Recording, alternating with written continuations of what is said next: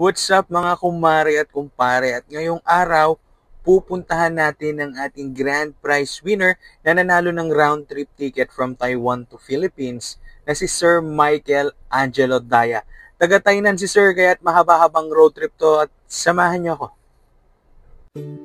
Ayan, dito nga ay sinimulan na natin ang ating road trip, no? More than 300 kilometers ang ating babayihin mula Taipei to Tainan. Ayan. At ito, tina-timelapse natin para mas mabilis, no? Mas mabilis ang takbo natin. At sa mga magtatanong kung bakit ba hindi na lang ako nag-train, kasi nga, hindi na magiging road trip yon, rail trip na yon, no? Pag nag-train tayo. After ng mga ilang oras pang biyahe ay napagdesisyonan muna nating mag-stop over para kumain. Ayan, dito tayo sa may Shilo nag-stop over. Ayan, bumili na nga tayo ng siopaw para mag-stop. Ayan, napakasarap, no? Sa unang kagat, tinapay lahat. Alam mo, Angel's Burger lang sa atin mga kabayan. No? Pero no problem, masarap naman yung kabayan. At ayan, itinuloy na nga natin ang biyahe papuntang Tainan at makatapos ang ilang oras pa. Ito, malapit na nga tayo kay Sir. Ayan, nakarating na nga tayo dito sa address si Sir pagkatapos ng napakahabang biyahe at inaantay na lang natin siyang lumabas. Maya-maya pa ayan, natanaw na natin si Sir at ito, panoorin yung interview ko sa kanya. Hello mga ka-QP, andito tayo ngayon sa grand prize winner natin na si Sir Michael Angelo Daya. Yan, dinayo pa natin siya no, from Tainan. Galing pa tayo ng Taipei no, at sinamahan niyo ako mag-road trip. Kaya ito, interviewin na natin ni Sir. Ay Sir, nasan po ba kayo nung tumawag kami during the live stream?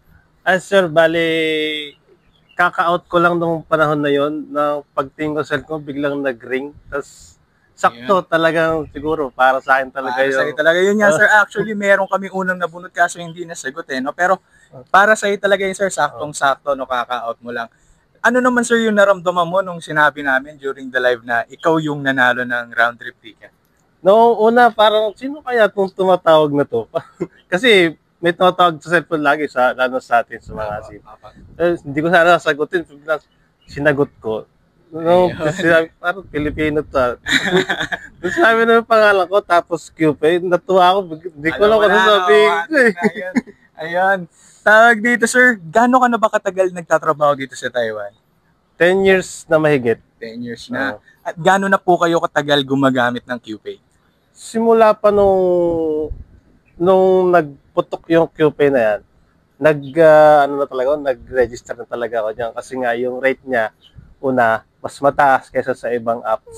Yan. Tapos, yun na. Ayan.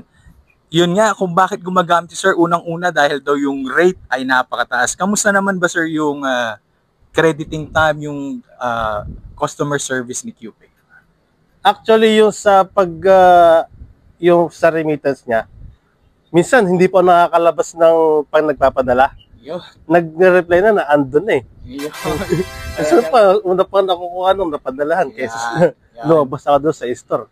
Grabe no, real-time crediting talaga si QPay no, in as fast as 30 minutes or sabi nga ni Sir, hindi ka pa lumalabas ng convenience store, pasok na kaagad ang padala mo doon sa beneficiary mo sa Pinas. Yan Sir, bali ano bang message mo, may gusto ka bang i-shoutout or ano pong message nyo sa ating sponsor kay BPI at kay QPay at sa ibang users na din po? Sa QPay at sa BPI na nag-sponsor nitong palarong to, salamat sa opportunity na ganito kasi ngayon makaka-uwi ako, makakasama ko na yung pamilya ko, anak ko at asawa ko. Shout out sa anak ko at sa asawa ko, sa pamilya ko. Ayan, see you soon Philippines. Ayan, sige sir. Sabihin mo lang sa amin kung anong date ang gusto mong departure and return at kami na pong bahala sir. Again sir, congratulations po sa inyo at maraming salamat. Salamat din sa QP at sa BPI. Salamat po. Yan.